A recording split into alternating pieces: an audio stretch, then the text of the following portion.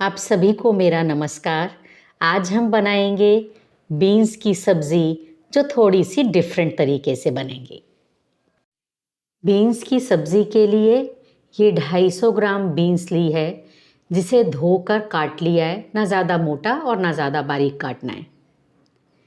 साथ ही साथ ये 3 मीडियम साइज़ के प्याज लिए हैं, जो धोकर कद्दूकस कर लिए हैं। कुछ मसाले डलेंगे। ये ज़ीरा है, ये 1/4 टीस्पून, हल्दी 1/4 टीस्पून, नमक स्वादानुसार या हाफ़ टी स्पून, धनिया powder half teaspoon, Kashmiri लाल मिर्च 1/4 टीस्पून और ये सरसों का तेल है, ये 3 बड़े चम्मच लिए हैं।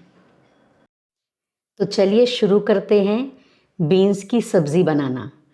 हमने गैस ऑन करके इस पर कढ़ाई रख दी है और अब हम डालेंगे इसमें सरसों का तेल 3 बड़े चम्मच। इसमें ऑयल थोड़ा सा खुला डलता है, तभी सब्ज़ी की रंगत और स्वाद अच्छे से आता है। तो ये 3 बड़े चम्मच सरसों के तेल के हमने डाल दिए। तेल को गर्म होने देंगे और फिर इसमें हम डालेंगे ज़ीरा। तेल गर्म हो गया है, ज़ीरा डाल दिया। ज़ीरे को हल्का सा ब्राउन होने देंगे। ज़ीरा ब्राउन हो गया है। अब हम इसमें डालेंगे कद्दूकस किया हुआ प्याज, जो मोटा मोटा कद्दूकस किया है, बहुत बारीक नहीं करेंगे। आंच को धीमा कर देंगे और इसे हल्का हल्का पिंक होने तक भूनेंगे। प्याज नीचे नहीं लगना चाहिए, इसका ध्यान रखना है। प्याज को आप चलाते जाइए।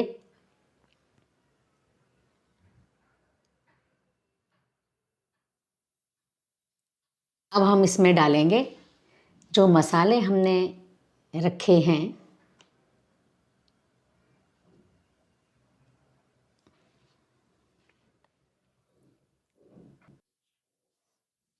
अब इसमें हमने हल्दी डाल दी। हल्दी के साथ साथ इसमें हमने डाल दी है कश्मीरी लाल मिर्च, धनिया पाउडर,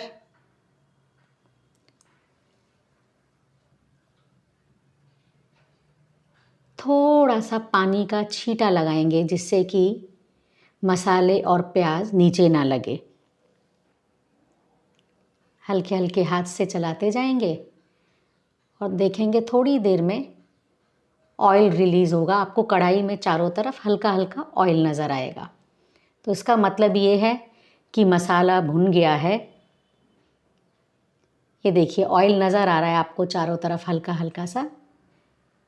साथ में ही हमने ऐड कर दिया नमक स्वादानुसार या आधा चम्मच नमक।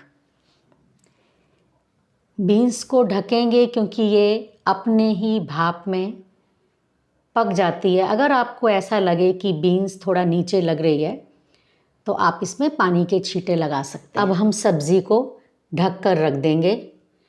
3 से 4 मिनट बाद इसे देखेंगे। बीच बीच में सब्ज़ी को चलाते रहेंगे। अब एक बार सब्ज़ी देख लेते हैं।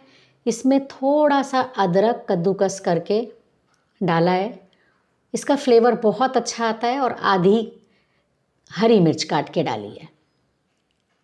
इसको मिलाएंगे। देखिए लग रहा है थोड़ी थोड़ी सब्ज़ी गलने लग गई है। अब हम इसे फिर से सब्ज़ी को मिलाने के बाद ढक देंगे।